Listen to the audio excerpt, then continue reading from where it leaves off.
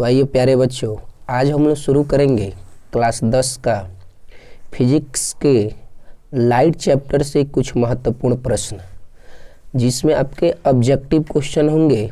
15 objective question होंगे और इनको आपको याद करना होगा, जो बोर्ड एग्जाम की दृष्टि से काफ़ी महत्वपूर्ण होंगे। आइए हम लोग देखते हैं बारी बारी करके आगे देखते हैं क्या है। ये पहला क्वेश्चन है आपका, समान दृष्टि के व्यक्ति की स्पष्ट दृष्टि की न्यूनतम दूरी होती है। ऑप्शन है 25 मीटर, ऑप्शन 2 है 2.5 सेंटीमीटर, ऑप्शन 3 है 25 सेंटीमीटर और ऑप्शन 4 है 2.5 मीटर। तो इसका सही आंसर होगा 25 सेंटीमीटर। इस पे हम लोग टिक करेंगे। इसी तरह दूसरा जो क्वेश्चन है आपका वह है, किसी वस्तु का अवतल दर्पण द्वारा बना प्रतिबिंब आभासी, सीधा तथा वस्तु से बड़ा है।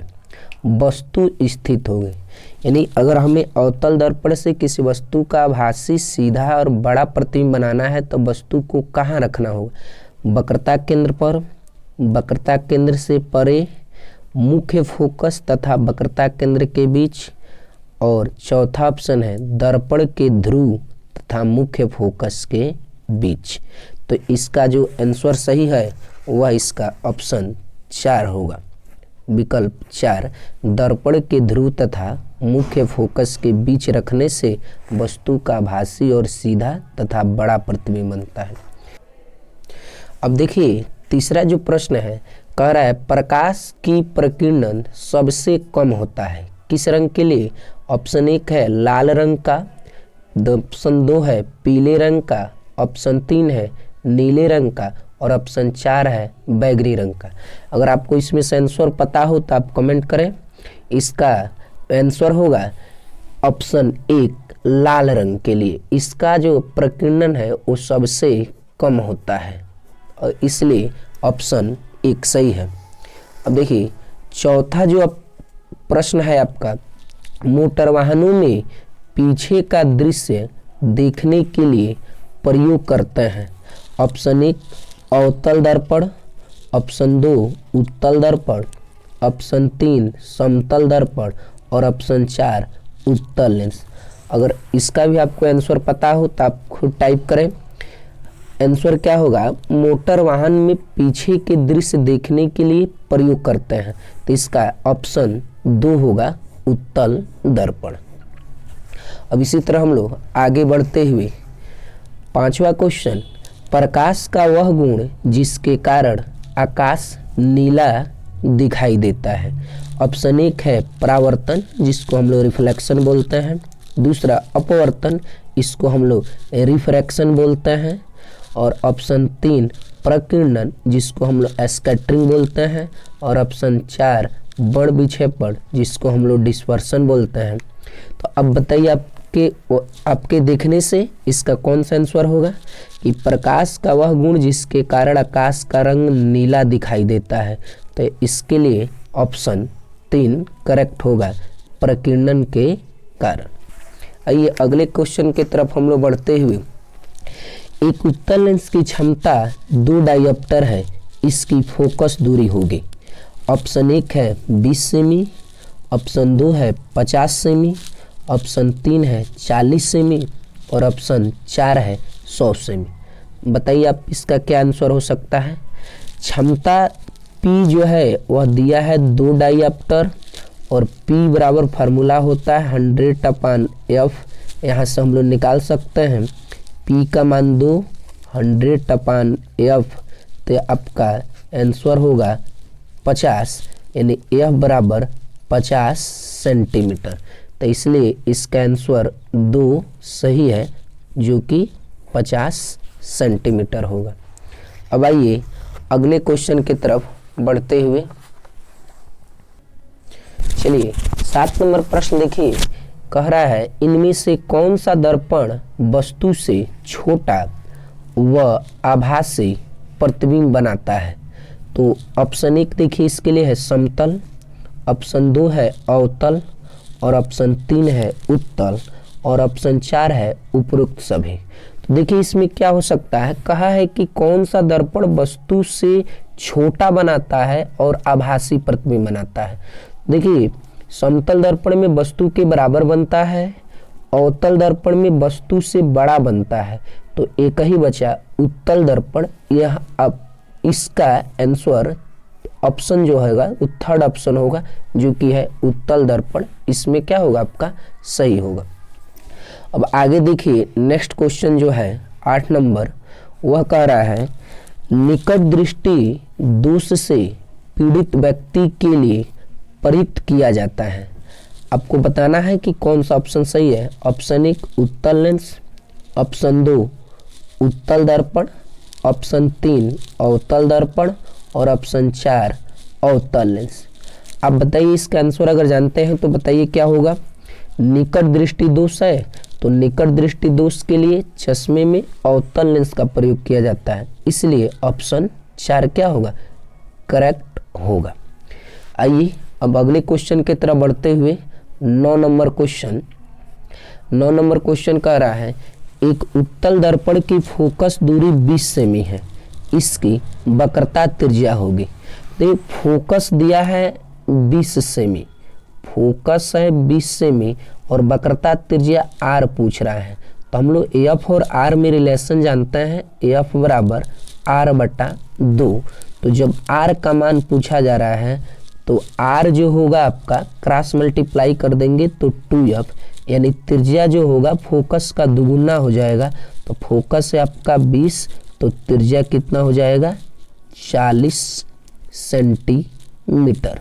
तो इसलिए ऑप्शन नंबर 4 क्या होगा इसका करेक्ट होगा, ऑप्शन नंबर 4। अब आइए अब हम लोग नेक्स्ट क्वेश्चन की तरफ बढ़ते हुए, जो कि 10 नंबर क्वेश्चन है। 10 नंबर क्वेश्चन है यदि कोई वस्तु एक उत्तल लेंस के सामने 2f दूरी पर रखी है तो लेंस से उसकी प्रतिबिंब की दूरी होगी। बताइए कहाँ बनेगा। ऑप्शन 1 है इसके लिए f पर, ऑप्शन 2 है 2f पर, ऑप्शन 3 है इन्फिनिटी जिसको अनंत हम लोग कहते हैं, और ऑप्शन 4 है 2f और अनंत के बीच। ध्यान दीजिए वस्तु कहाँ पे रखी गई है तो 2f पर रखी गई है, तो इसका प्रतिबिंब कहाँ पर बनेगा तो इसका प्रतिबिंब 2f पर ही बनेगा। तो ये आपका ऑप्शन सेकंड सही है।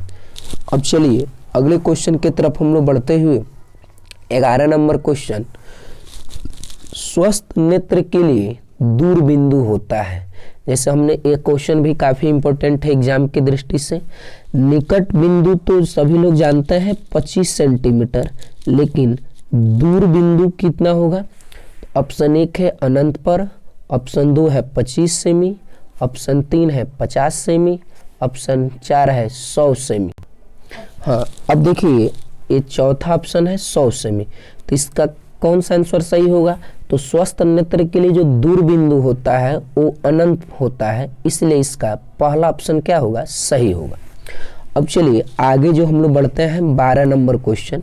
12 नंबर क्वेश्चन काफ़ी महत्वपूर्ण है, इसको ध्यान दीजिए। अगर आपको आंसर पता हो तो आप बताइए इसका क्या होगा आंसर।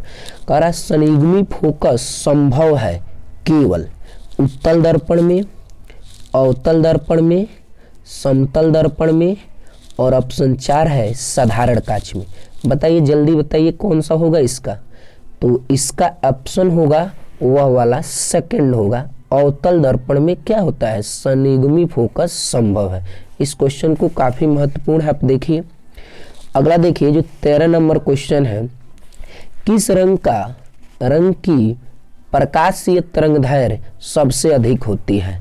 जैसे श्वेत प्रकाश में जो 7 रंग होते हैं उसमें किस रंग का तरंगदैर्घ्य सबसे अधिक है। यह भी क्वेश्चन काफ़ी महत्वपूर्ण है एग्जाम की दृष्टि से। ये प्रश्न काफ़ी महत्वपूर्ण है, इसको जरूर आप देख के जाइएगा।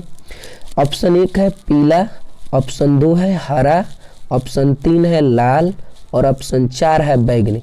जल्दी बताइए जल्दी इसका कौन सा आंसर संभव है। तो सबसे अधिक तरंगदैर्घ्य पूछा है, तो हम सभी लोग जानते हैं सबसे कम तो बैगनी का होता है और सबसे अधिक किसका होता है लाल का, इसलिए ऑप्शन जो थर्ड है वो क्या होगा, करेक्ट होगा, यानी लाल रंग का तरंगदैर्घ्य सबसे अधिक होता है। अब चलिए हम लोग 14 नंबर क्वेश्चन की तरफ बढ़ते हुए, ये भी काफी महत्वपूर्ण प्रश्न है। ये प्रश्न पूछा जा रहा है आपसे कि दो माध्यमों के सीमा पृष्ठ पर एक प्रकाश किरण लंबवत आपतित होती है। ध्यान दीजिए कैसे आपतित हो रही है, लंबवत आपतित होती है, तो अपवर्तन कोण होगा। अब जैसे कोई यह पृष्ठ है और इस पृष्ठ पर कोई प्रकाश जो है लंबवत आपतित होती है और किसी भी कोण का जो मापन होता है वो अभिलंब से होता है, और यहीं पे अगर कोई प्रकाश किरण इसी से आ रही है, इसका मतलब थीटा जो है एंगल वो कितना हो जाएगा, 0 डिग्री। तो जल्दी देखिए 0 डिग्री किस वाले ऑप्शन में है, पहला ऑप्शन 0 डिग्री, दूसरा 45, तीसरा 60 और चौथा 90 डिग्री।